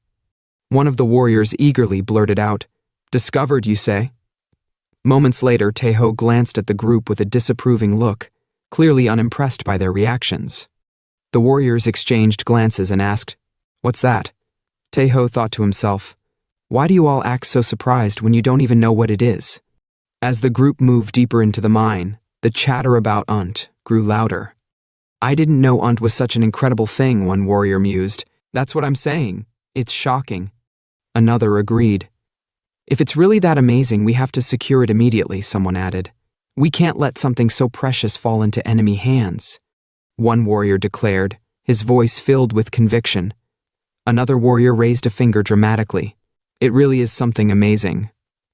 Rolf, the green-haired warrior, turned his head and snapped, "Okay, enough. Explain it to me already."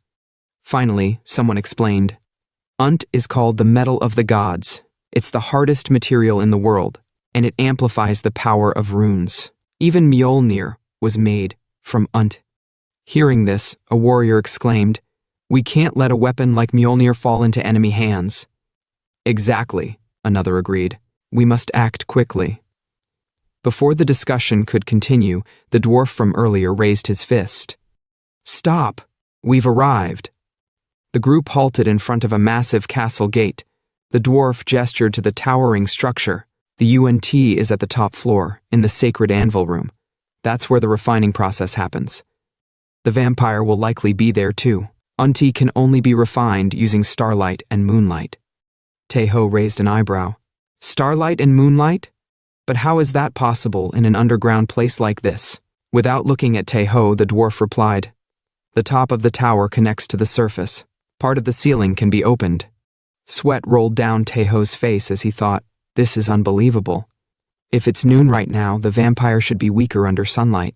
The castle gates creaked open, and the Valhalla warriors prepared their weapons for a fight. Commander Siri shouted, "Quick frontal assault charge!" But instead of a fierce battle, the group froze in disbelief. Inside, the zombie dwarves weren't attacking. They were gambling, drinking, and laughing like they were at a tavern. Tae Ho stared at the scene, utterly baffled. "This is surprising. How is this even possible?" However, the strange moment passed as the zombie dwarves noticed the Valhalla warriors. The air grew tense, and the undead shifted into battle stances. The clash erupted in an instant. The combined forces of Valhalla warriors and living dwarves charged at the undead, and chaos filled the room. Tae Ho, Rolf, and Commander Siri leapt into the fray, cutting down zombie dwarves with precision. Commander Siri shouted, "Vanguard shield team!" Several warriors with shields surged forward, forming a protective line to hold back the zombies. Siri called again, "Dwarf warriors advance!"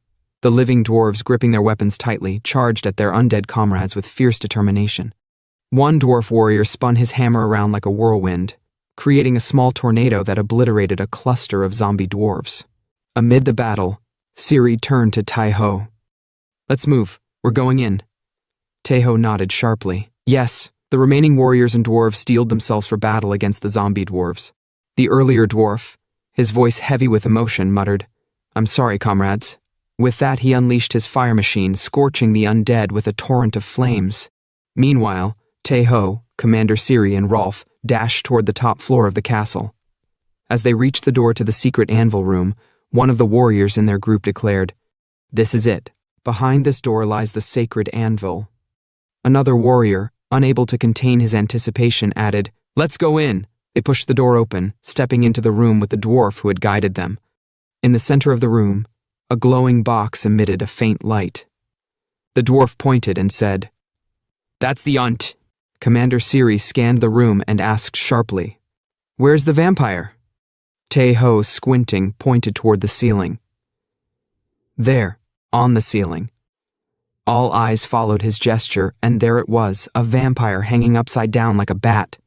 Its presence was chilling, exuding an aura of malice. Rolf raised his crossbow, his green hair slightly disheveled in his excitement. "Everyone, prepare to fire." Tae Ho studied the creature intently. "It's smaller than the giant gnoll I fought before, but something about it feels far more ominous." In Tae Ho's eyes, the vampire seemed purely evil, its dark energy palpable. The warriors, bows drawn, prepared to unleash their arrows, but before they could fire, the vampire moved. In a flash, the creature attacked, its speed overwhelming. The warriors froze in shock, unable to react in time. Tae Ho's eyes widened as the vampire closed the distance between them in an instant. The vampire loomed over Tae Ho, its presence suffocating. With a wicked grin, it sneered, "How did you all get in here?" Its elongated nails gleamed as it brought one to Tae Ho's neck. The vampire leaned in closer and hissed, "This treasure belongs to me." Tae Ho's thoughts raced. Since when did it get so close to me? The vampire's nails lightly grazed Tae Ho's neck as it hissed, "Don't move unless you want your head to roll." Its red eyes glimmered with malice. Tae Ho, however, only grinned in defiance, his gaze meeting the vampire's. Behind him, the others prepared to strike, hoping to save him. But the vampire, sensing their intent, pointed a single finger in their direction without turning fully. "The same goes for you all," it growled. The dwarf muttered, "Damn it," his grip tightening on his weapon. Commander Siri called out, her voice calm but firm. "Rolf, are you okay over there?" Rolf, standing at a slight distance, replied, "Yes, Captain." He adjusted his bow and added, "But it's tough to get a clear shot now. Seems like it's sparing us on purpose." The vampire turned its attention back to Tae Ho, its wide mouth stretching into a twisted grin. "Yes, warriors as capable as you shouldn't be wasted. You shall be reborn as my powerful ghoul warriors." Tae Ho's mind raced. Becoming a ghoul? No way. That's worse than death. But even if we die, we'll still become mindless fighters thanks to this curse. Suddenly, an arrow zipped through the air, aimed directly at the vampire's head. Without even flinching, the vampire caught it mid-flight with its bare hand. In that brief distraction, Tae Ho broke free, attempting to create distance. The arrow had come from Commander Siri.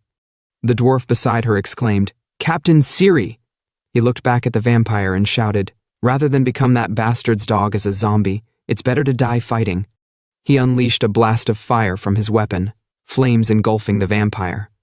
The vampire shielded itself with its hands, laughing mockingly. How pathetic. Such foolish antics. It lunged at the group, its speed almost imperceptible. Commander Siri shouted, "Shield wall, protect Isaac!" The warriors formed a barrier in front of the dwarf with their shields. But with a single devastating strike, the vampire sent them flying like leaves in a storm. The dwarves regrouped and unleashed their signature move, the dwarf trio whirlwind attack. They spun like tornadoes around the vampire, their weapons slashing and hammering. The vampire, seemingly unbothered, smirked. "That tickles." But the dwarves weren't trying to harm it. They were driving it toward the center of the room. Meanwhile, Tae Ho stood near a lever, his hand trembling but ready. He thought, just a little more. Almost there. His gaze flicked to the vampire, now exactly where they needed it. Tae Ho's eyes lit up with determination. He yanked the lever. Above them, the ceiling groaned and began to open. A beam of sunlight poured into the room, striking the vampire directly. The vampire screamed, its voice filled with agony as smoke rose from its body. Its skin began to sizzle and crack. Tae Ho, acting quickly, broke the lever handle. "I'll make sure it stays open," he declared. The vampire fell to its knees in the center of the room, its screams fading into silence. It knelt there, motionless, as if already defeated. The sunlight continued to burn its flesh, rendering it powerless. As the vampire knelt, weakened by the sunlight, the warriors from Valhalla and the dwarves gathered around it. One of them hesitated and asked, "What should we do now?" Rolf, the green-haired warrior, turned to Tae Ho. "You're the brains here, right? Got any ideas on how to kill a vampire?" Tae Ho scratched his head, deep in thought, while nervously holding his neck. Not sure. Do we stake it through the heart? Or maybe just wait for it to cook in the sunlight?" But then Tae Ho noticed something strange. The vampire, despite its agony, was muttering an incantation. His eyes widened. "Wait, it's casting a spell." Just as he said that, storm clouds began to gather unnaturally fast, blocking the sunlight. Commander Siri, Rolf, and Tae Ho all looked up, alarmed. "It's summoning storm clouds," Siri shouted. "Let's finish it off before it can do anything else," Rolf barked, raising his weapon. The group charged toward the vampire, weapons ready. But before their attacks could land, the vampire's body dissolved into a swarm of bats that scattered into the air. "Shit, it's too late," Tae Ho cursed, watching the bats fly upward. The vampire reformed mid-air, glaring down at the group. "Fools," it sneered. "I won't make the same mistake again. You won't even get close to me this time." Its neck glowed with a sinister green light, and Tae Ho immediately realized something terrible was coming. "It's about to attack," he shouted. The vampire hurled a green, glowing liquid ball at the group. One of the warriors froze, staring at it in confusion. Before anyone could warn him, the liquid splashed over him, leaving only his skeleton standing in place. Panic erupted as everyone scattered. Tae Ho yelled, "Move to the corners, don't let it hit you." The vampire laughed maniacally, throwing more green liquid around the room. "Run, heroes. How long will you keep running from me?"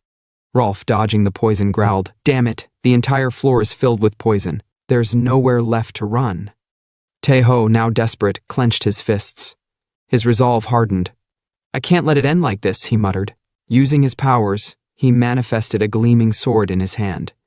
With determination, he launched himself into the air, using his rune-enhanced strength, soaring straight toward the vampire. The vampire smirked. "Charging at me directly? How foolish." It hurled another poison attack, but Tae Ho dodged in mid-air, disappearing from the vampire's view. "An afterimage?" The vampire gasped, sweat forming on its face as Tae Ho reappeared behind it. Tae Ho swung his sword, shouting, "Take this!" But as his blade connected with the vampire's skin, it shattered instantly. "What?" Tae Ho exclaimed, staring at the broken remains of his sword. The vampire turned, an amused grin on its face. "Too bad. A sword like that can't even scratch me." Before Tae Ho could respond, he accidentally landed awkwardly on the vampire's back. Both froze in confusion at the bizarre situation. "What are you doing?" the vampire asked, its voice dripping with irritation. Tae Ho, equally flustered, grabbed the vampire's shoulders to steady himself. This was because of the momentum." "Get off me right now," the vampire snapped. "Even if I wanted to, how am I supposed to get down from this height?" Tae Ho shot back, his tone half apologetic, half panicked. The vampire groaned in frustration. "Fine, let's end this. I'll bring you down to the ground first, and then we'll fight properly." Okay? Tae Ho replied, his voice uncertain as he braced himself for whatever came next. The vampire grinned wickedly, thinking to itself, "Foolish human. I'll smash you into the ground like a bug." Suddenly, the protagonist's chest began glowing with an intense blue light, startling him. He jumped, a bead of sweat rolling down his face as he stammered. Wait, what is this?" His voice was filled with confusion, his gaze fixed on the mysterious glow. The vampire, floating midair, glared down at him with an irritated expression. "What now?" the vampire growled, clearly annoyed. The protagonist thought to himself, "How does something like this even happen?" But before he could make sense of it, the sky began to shimmer, brimming with an unearthly glow. The vampire, now visibly frustrated by the unexpected turn of events, shouted, "Hey, stop messing around. What kind of amateur performance is this?" He flapped his wings furiously, his movements erratic as if trying to dispel the confusion surrounding him. From the ground, the rest of the group stared up at the glowing protagonist and the irritated vampire with wide eyes. The protagonist, ignoring the chaos around him, focused inward. The glowing light surged, and he finally realized what was happening. "I've got it," he thought, his eyes widening. The Dragon Knight Kalsted's ability, the peak of commanding flying creatures, from griffins to wyverns, even dragons. The vampire's irritation quickly turned to alarm as the protagonist activated his new saga. "The one who commands dragons," he declared with newfound confidence, his voice echoing across the battlefield. A sudden surge of energy enveloped the vampire, who flailed in midair. The vampire's form began to shift, his intimidating presence shrinking until he transformed into a giant fluffy bat. The silence was deafening. The protagonist, still perched on the vampire, turned Bat's back, blinked in disbelief. Okay. Let's land slowly, buddy," he said, patting the bat awkwardly. The bat let out a disgruntled squeak but obeyed, flapping its oversized wings gently as it descended to the ground. The group below stared, their jaws nearly hitting the floor. Rolf broke the silence, rubbing his eyes. "Did he just turn the fearsome vampire into a pet?" One of the dwarves squinted at the bat. "It's kinda adorable, isn't it?" As soon as the bat landed, the group couldn't resist. They crowded around it, their weapons forgotten. One warrior hesitated before reaching out to touch it. "It's so soft," he exclaimed, his voice filled with wonder. The bat squeaked indignantly but didn't resist the attention. Even Commander Siri, known for her cold demeanor, couldn't hold back. She hesitated for a moment, then knelt beside the bat, her usual stoic expression softening. She reached out with a blush creeping up her cheeks and gently patted its head. As the effect of the protagonist's saga faded, the vampire's fluffy bat form began to twist and contort, his adorable demeanor replaced by a menacing aura. With an angry glare directed at the protagonist, the vampire growled, "How dare you, insignificant whelps, make a mockery of me? I will never forgive you. You wretched breath. I'll personally chew you to pieces and swallow you whole." The ground beneath the group seemed to tremble under the weight of the vampire's rage. The entire team froze in shock. Rolf, the green-haired warrior, broke the silence with a horrified gasp. "Oh no, control broken." Commander Siri, ever the quick thinker, unsheathed her weapon and shouted, "Prepare for battle." The protagonist clenched his fists, thinking to himself, the saga's effects wore off. There's a limit to how long I can maintain control. In that case, without hesitation, he dashed forward, climbing onto the vampire's back with the help of the other warriors. As he clung to the furious vampire, now regaining its monstrous strength, the protagonist thought, "All right, one more ride. If I can't control him, I'll just inflict as much damage as possible." He raised his hand, pointing towards the raging bat-like vampire. His voice echoed with determination. "Let's combine our strength and take this guy down once and for all." From his precarious position on the vampire's back, the protagonist looked down at the group, his eyes burning with resolve. The green-haired warrior Rolf smirked and shouted back, "All right, we're counting on you, Tae Ho, make it count." With the entire group ready for action, the stage was set for one final chaotic clash against the unyielding vampire. The stakes had never been higher. The protagonist, caught up in a mix of anger and excitement, pointed his finger dramatically toward the sky and shouted, "Let's go! Fly as high as you can, Stragos." As if fueled by his command, the vampire-turned bat launched itself skyward at breakneck speed, breaking through the sound barrier with a thunderous boom. The sunlight poured down, and the vampire's body began to burn, letting out a cry that somehow managed to sound pitiful and cute at the same time.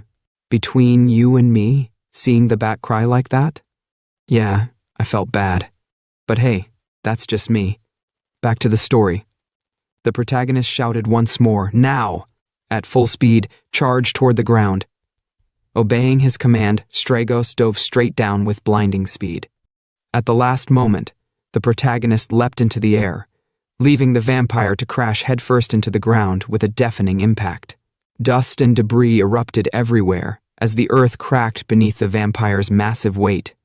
Hovering midair, the protagonist activated his next move, declaring, "Saga, warrior's sword Bastar." A colossal hammer appeared in his hands, radiating with raw power. He descended rapidly, slamming the hammer directly onto the vampire's head. The impact created a shockwave that shattered the ground, sending more dust flying. As the dust settled, the protagonist landed and surveyed the scene. The vampire, though battered, still stirred. As expected, he muttered, "It's still alive." Turning to the warriors, he shouted, "Get out of the way."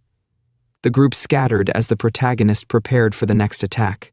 But before he could escape entirely, he was caught on the edge of an explosion, slamming hard into the ground. Out of nowhere, Rolf appeared, pulling the protagonist to his feet. The green-haired warrior smirked and said, "We need to add more firewood." The protagonist, holding his slightly injured nose, thought to himself, "This place is full of lunatics. Something like that on your back? No thanks." Dusting himself off, he glanced toward the fiery wreckage. Rolf asked, "Is it dead now?" The protagonist squinted at the flames and replied, "Seems so." After the dust settled, the group approached the center of the room, where a golden box awaited them. The dwarf eagerly opened it, revealing a blinding light. Everyone leaned in with excitement. The dwarf carefully lifted a tiny piece of blue crystal, no larger than a fingernail. Holding it up, he announced, "This is the metal of the gods." The group stared in silence. Then, almost in unison, they muttered, "It's..." A small disappointment washed over the group as they exchanged unimpressed looks. "Doesn't seem like losing all those lives would matter much," one of them mumbled. The dwarf's face turned red with anger. "You don't know what you're talking about," he shouted, jumping up and down in frustration. "This is enough to craft a ring." Rolf scratched his head and said awkwardly, "At first you said it would make Mjolnir." Commander Ciri, ever the voice of reason, stepped in. "Let's just move on," she said, cutting the awkward tension. The dwarf carefully placed the crystal back in the box, holding it with reverence. With a tone of finality, he said, "I'll leave the honor of smelting this to the craftsman of Valhalla." His expression turned legendary, as if this moment would be etched into history. "As you can see, in our current situation, we neither have the time to smelt it, nor the means to protect it."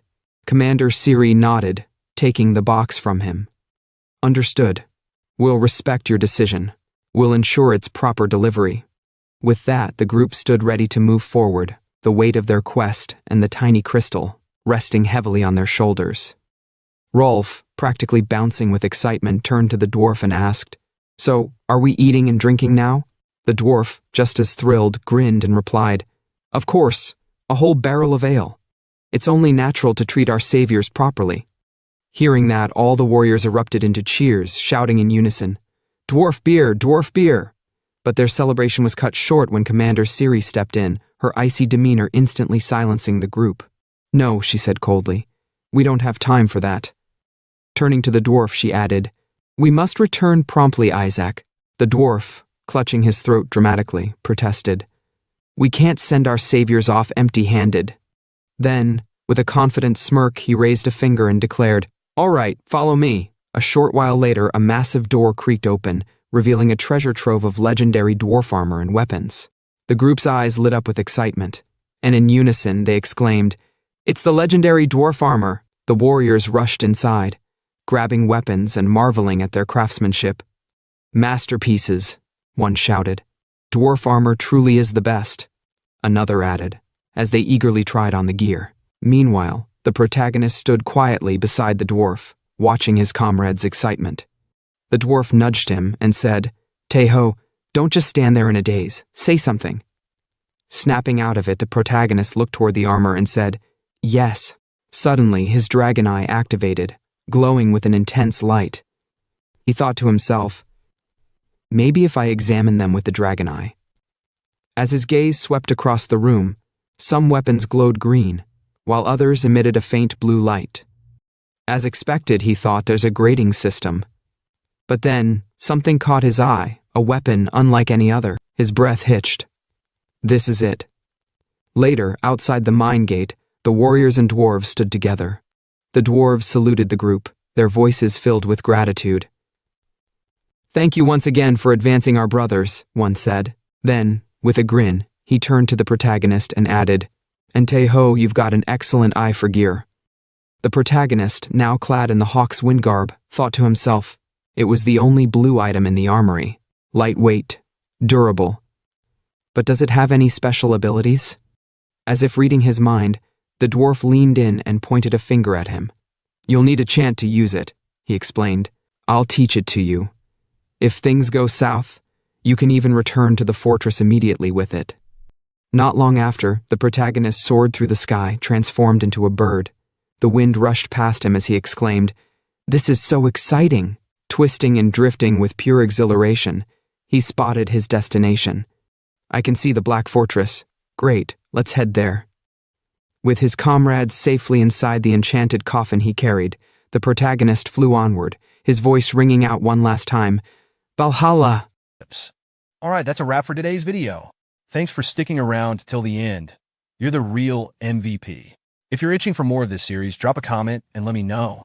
And hey, if you want front row seats to the next part, go ahead and subscribe, tap that bell, and get ready for your notification dance when the next video drops. Catch you next time.